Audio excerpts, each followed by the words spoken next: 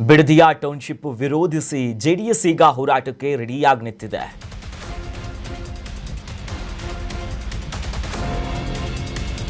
ಬಿಡದಿಯ township ವಿರೋಧಿಸಿ JDS ಹೋರಾಟಕ್ಕೆ ರೆಡಿಯಾಗ್ತಾ ಇದೆ. ಪಾದಯಾತ್ರೆಗೂ ಕೂಡ ಏಕಾಂಗಿಯಾಗಿ ಸಿದ್ಧತೆಗಳು ನಡೆಸುತ್ತಿದ್ದಾರೆ. ಜುಲೈ 30, 31 ಹಾಗೂ ಆಗಸ್ಟ್ 1ರಂದು ಪಾದಯಾತ್ರೆ ಮಾಡ್ತಾರೆ. 3 ದಿನಗಳ ಪಾದಯಾತ್ರೆ ನಡೆಸೋದಕ್ಕೆ ಜೆಡಿಎಸ್ ತಯಾರಿ ಮಾಡಿಕೊಂಡಿದೆ. ಮತ್ತೊಂದು ಕಡೆ ಬಿಜೆಪಿ ಕೂಡ ಪ್ರತ್ಯೇಕ ಪಾದಯಾತ್ರೆಯ ಪ್ಲಾನ್ ಮಾಡಿಕೊಂಡಿದೆ. ಮೈತ್ರಿಯಲ್ಲಿದ್ದರೂ ಕೂಡ ಪ್ರತ್ಯೇಕ ಪಾದಯಾತ್ರೆಗೆ ಲೆಕ್ಕಾಚಾರದಲ್ಲಿರೋದು ಯಾಕೆ?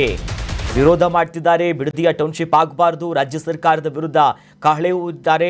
ಆರಂಭಿಕವಾಗಿ ಇದ್ರ ವಿಚಾರವಾಗಿ ಗಟ್ಟಿ ಧ್ವನಿ ಎತ್ತಿದ್ದು ಅದು ಜೆಡಿಎಸ್.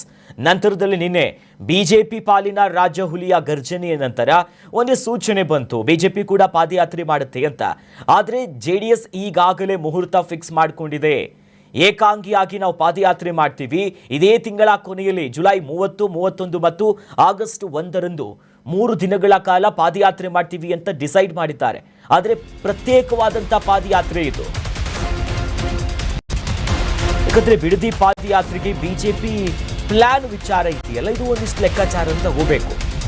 ಅವರಿಗೆ ಹೇಗೆ ಬೇಕು ಹಾಗೆ ಮಾಡಿಕೊಳ್ಳಿ, ಅಭಿವೃದ್ಧಿಯ ದೃಷ್ಟಿಯಿಂದ ನಾವು ಮಾಡ್ತಿರುವುದು. ಬೆಂಗಳೂರಿನಲ್ಲಿ ಡಿಸಿಎಂ ಪರಮೇಶ್ವರ್ ಅವರು ಕೂಡ ಇದಕ್ಕೆ ಸಂಬಂಧಪಟ್ಟಂತೆ ಹೇಳಿಕೆಗಳನ್ನ ಕೊಡ್ತಾ ಹೋಗ್ತಾರೆ. ಆದರೆ ಒಂದು ಕಡೆ ವಿಪಕ್ಷಗಳಿಂದ ಈಗಾಗಲೇ ಇದಕ್ಕೆ ವಿರೋಧಗಳು ವ್ಯಕ್ತವಾಗ್ತಿದೆ. ಆದರೆ ಇವತ್ತು ಉಪಮುಖ್ಯಮಂತ್ರಿಗಳು ಮಾತನಾಡ್ತಾ ಹೇಳ್ತಿದ್ರು, ನೋಡಿ ಅಭಿವೃದ್ಧಿ ವಿಚಾರದಲ್ಲಿ ನಾವು ಕೈ ಇಟ್ಟಿರುವುದು ಇನ್ಯಾವ ವಿಚಾರಗಳಲ್ಲ ಅನ್ನೋ ನಿಟ್ಟಿನಲ್ಲಿ ಇವತ್ತೊಂದು ಹೇಳಿಕೆ ಕೂಡ ಕೊಟ್ಟಿದ್ದಾರೆ. ಸಿಸ್ಟಮ್ಯಾಟಿಕ್ ಆಗಿ ಮಾಡಬೇಕು ಅಂತೇಳಿ ಈಗಿನ ಮುಖ್ಯಮಂತ್ರಿಗಳು ಅವ್ರಿಗೇನು ತಿಳಿದಿದೆ ಅವರು ಮಾಡ್ತಾರೆ. ಇದು ನಾವು ಅಭಿವೃದ್ಧಿ ದೃಷ್ಟಿಯಿಂದ ಮಾಡೋದಕ್ಕೆ ಹೊರಟಿದ್ದು. ಹಿಂದೆ ಕುಮಾರಸ್ವಾಮಿ ಅವರೇ ಇದನ್ನು ಪ್ರಸ್ತಾಪ ಮಾಡಿದ್ರು, ಆನಂತರ ಅದನ್ನು ಕೈಬಿಟ್ಟಿದ್ರು.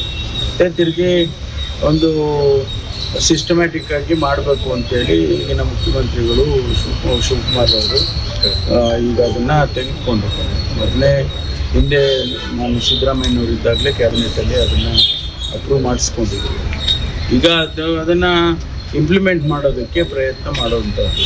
ಹಾಗಾಗಿ ಅವರು ಭಾಳ ಸ್ಪಷ್ಟವಾಗಿ ಮುಖ್ಯಮಂತ್ರಿಗಳು ಹೇಳಿದ್ರು, ನಾವು ಯಾರನ್ನೂ ಒತ್ತಾಯ ಮಾಡೋದಿಲ್ಲ, ವಾಲಂಟಿಯರ್ ಆಗಿ ಕೊಡಿ ಅಂತ ಹೇಳಿ ಹೇಳ್ತಾ ಇದ್ದೀವಿ, ಮನವೊಲಿಸೋದಕ್ಕೆ ಪ್ರಯತ್ನ ಮಾಡ್ತೀವಿ ಅಂತ ಹೇಳಿ ಅವರು ಸ್ಪಷ್ಟವಾಗಿ ಹೇಳಿದ್ದಾರೆ. ಇದು ರಾಜಕೀಯ ಮಾಡೋದಕ್ಕೆ ಅವರು ಹೊರಟಿದ್ದಾರೆ. ರಾಜಕೀಯದ್ದು ಇಂಥದಕ್ಕೆಲ್ಲ ಅಭಿವೃದ್ಧಿ ದೃಷ್ಟಿಯಿಂದ ನೋಡಬೇಕು, ವಿನಃ ರಾಜಕೀಯ ದೃಷ್ಟಿಯಿಂದ ನೋಡಬೇಕು. ಅವ್ರಿಗೇನು ಇದೇ ವಿಚಾರಕ್ಕೆ ಸಂಬಂಧಪಟ್ಟಂತೆ ನಮ್ಮ ಪ್ರತಿನಿಧಿ ಕಿರಣ್ ದೂರವಾಣಿ ಸಂಪರ್ಕದಲ್ಲಿ ಜಾಯಿನ್ ಆಗಿದ್ದಾರೆ. ಕಿರಣ್, ದೋಸ್ತಿ ಪಡೆ ಮೈತ್ರಿಯ ಗುರುತಿಸಿಕೊಂಡ್ರು ಕೂಡ ಈಗ ಬಿಡದಿ ವಿಚಾರದಲ್ಲಿ ಪ್ರತ್ಯೇಕ ಪಾದಯಾತ್ರೆಯ ಹಾದಿ ಹಿಡಿದಿದ್ದಾರೆ. ಯಾಕೆ ಪ್ರತ್ಯೇಕತೆಯ ಯೋಚನೆ ಬಂತು? ಈಗ ಒಂದು ಕಡೆ ಮುಹೂರ್ತವನ್ನ ಜೆಡಿಎಸ್ ಫಿಕ್ಸ್ ಮಾಡ್ಕೊಂಡಿದೆ, ಬಿಜೆಪಿ ಯಾವಾಗ ಪಾದಯಾತ್ರೆ ಮಾಡುತ್ತೆ ಅಂತ? ಎಸ್ ಅಖಿಲೇಶ್, ಈಗ ಬಿಡದಿ ವಿಚಾರವಾಗಿ ಪಾದಯಾತ್ರೆಯಲ್ಲಿ ಮೈತ್ರಿ ಪಕ್ಷಗಳಲ್ಲಿ ಎಲ್ಲೋ ಒಂದ್ ಕಡೆ ಕ್ರೆಡಿಟ್ ಪೊಲಿಟಿಕ್ಸ್ಗಾಗಿ ಪಾದಯಾತ್ರೆಯ ದಿನಾಂಕ ಘೋಷಣೆ ಆಗಿರುವಂತದ್ದು ಸದ್ಯಕ್ಕೆ ಮೇಲ್ನೋಟಕ್ಕೆ ಕಂಡು ಬರ್ತಾ ಇರುವಂತದ್ದು. ನಿನ್ನೆ ಬಿಡದಿ ವಿಚಾರವಾಗಿ ಬಿಜೆಪಿ ಫ್ರೀಡಂ ಪಾರ್ಕ್ ನಲ್ಲಿ ಬಹಳ ದೊಡ್ಡ ಮಟ್ಟದ ಒಂದು ಪ್ರತಿಭಟನೆಯನ್ನು ಮಾಡ್ತು. ಇವತ್ತು ಕೂಡ ಆ ಪ್ರತಿಭಟನೆಯಲ್ಲಿ ನಾವು ಬೆಂಗಳೂರಿಂದ ಬಿಡದಿಯಿಂದ ಬೆಂಗಳೂರಿಗೆ ಪಾದಯಾತ್ರೆಯನ್ನು ಮಾಡ್ತೇವೆ ಅನ್ನುವಂತ ಹೇಳಿಕೆಗಳನ್ನ ನಿನ್ನೆ ಬಿಜೆಪಿ ರಾಜ್ಯಾಧ್ಯಕ್ಷರಾದಂತಹ ವಿಜೇಂದ್ರ ಅವರು ಕೊಟ್ಟಿರ್ತಕ್ಕಂಥದ್ದು. ಇವತ್ತು ಜೆಡಿಎಸ್ ಸಹ ನಾವು ಪಾದಯಾತ್ರೆಯನ್ನ ಮಾಡ್ತೇವೆ ಅನ್ನುವಂತಹ ಘೋಷಣೆಯನ್ನು ಮಾಡಿ ದಿನಾಂಕವನ್ನು ಸಹ ನಿಗದಿಯನ್ನ ಮಾಡಿರ್ತಕ್ಕಂಥದ್ದು. ಇದೇ ತಿಂಗಳ 30 ಮತ್ತು 31 ಆಗಸ್ಟ್ 1ರಂದು ಪ್ರತಿಭಟನೆಯನ್ನು ಮಾಡೋದಕ್ಕೆ ಜೆಡಿಎಸ್ ಸಿದ್ಧತೆಯನ್ನು ಮಾಡ್ಕೊಂಡಿದೆ. ಇತ್ತ ಬಿಜೆಪಿ ನಾಯಕರುಗಳು ನಾವು ಕುಮಾರಸ್ವಾಮಿ ಅವರ ಜೊತೆಗೆ ಚರ್ಚೆಯನ್ನು ಮಾಡಿ ಪ್ರತಿಭಟನೆ ಪಾದಯಾತ್ರೆಗೆ ಮೈತ್ರಿಯಾಗಿ ಪ್ರತಿಭಟನೆಯನ್ನು ಮಾಡ್ತೇವೆ ಅನ್ನುವಂತ ಹೇಳಿಕೆಯನ್ನು ಕೊಟ್ಟಿರ್ತಕ್ಕಂಥದ್ದು. ಸದ್ಯ ಈಗ ಮೇಲ್ನೋಟಕ್ಕೆ ಒಂದು ಕಂಡು ಬರ್ತಾ ಇರೋದು ಏನಂತ ಹೇಳಿದ್ರೆ, ಜೆಡಿಎಸ್ ಬಿಡದಿ ವಿಚಾರವನ್ನ ಬಹಳ ಹಿಂದಿನಿಂದಲೂ ಕೂಡ ದೊಡ್ಡ ಮಟ್ಟದಲ್ಲಿ ತೆಗೆದುಕೊಂಡು ಬಂದಿತ್ತು. ಹೋರಾಟವನ್ನು ಮಾಡೋದ್ರ ಜೊತೆಗೆ ರೈತರ ಜೊತೆಗೆ ಒಂದು ರೀತಿಯ ಸಮನ್ವಯತೆಯನ್ನು ಕರ್ಕೊಂಡು ದೊಡ್ಡ ಮಟ್ಟ ಸರ್ಕಾರಕ್ಕೆ ಬಿಸಿ ಮುಟ್ಟಿಸುವಂತ ಕೆಲಸವನ್ನು ಮಾಡಿತ್ತು. ಆದ್ರೆ ಈಗ ಜೆಡಿಎಸ್ ಅವೆಲ್ಲದರ ಬಳಿಕವಾಗಿ ಬಿಜೆಪಿಯು ಕೂಡ ಈ ಪಾದಯಾತ್ರೆಯನ್ನು ಮಾಡುವುದರ ಬಗ್ಗೆ ಘೋಷಣೆಯನ್ನು ಮಾಡಿದ್ದ. ಸದ್ಯ ಈ ಒಂದು ಇದರಲ್ಲಿ ಒಂದು ಕ್ರೆಡಿಟ್ ಪೊಲಿಟಿಕ್ಸ್ ನಡೆಯುವಂತೆ ಕಾಣ್ತಾ ಇದೆ. ಕಿರಣ್, ಒಂದು ಸ್ಪಷ್ಟವಾಗಿ ಗಮನಿಸ್ತಿರೋದಿಲ್ಲ, ಎರಡು ಪಕ್ಷ ಕೂಡ ಇದನ್ನ ವಿರೋಧಿಸಿದೆ. ಹೌದು, ಎಲ್ಲೋ ಒಂದು ಕಡೆ ಮಾಜಿ ಪ್ರಧಾನಿ ದೇವೇಗೌಡರ ಎಂಟ್ರಿಯ ನಂತರ ಇತ್ತ ವಾಪಸ್ ಬಿಜೆಪಿಯ ರಾಜಹುಲಿ ಯಡಿಯೂರಪ್ಪನವರ ಎಂಟ್ರಿಯ ನಂತರದಲ್ಲಿ ಕಾವು ಹೆಚ್ಚಾಯ್ತಾ ಅಂತ?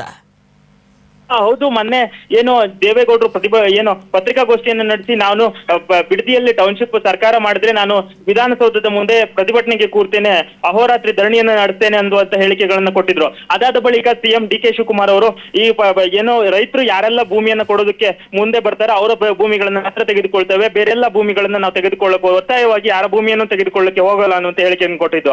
ಅದಾದ ಕೆಲ ದಿನಗಳ ಹಿಂದೆಯಷ್ಟೇ ಸರ್ಕಾರ 4 ಹಳ್ಳಿಗಳಲ್ಲಿ ಭೂ ಸ್ವಾಧೀನಕ್ಕೆ ಘೋಷಣೆಯನ್ನು ಮಾಡಿತ್ತು. ಅದೆಲ್ಲದರ ಬಳಿಕವಾಗಿ ಬಿಜೆಪಿ ನಾಯಕರುಗಳು ಈ ಒಂದು ನಿನ್ನೆ ಪ್ರತಿಭಟನೆಯನ್ನು ಮಾಡಿದ್ರು, ಮತ್ತೆ ಪಾದಯಾತ್ರೆಗೂ ಸಹ ಘೋಷಣೆಯನ್ನು ಮಾಡಿದ್ದಾರೆ.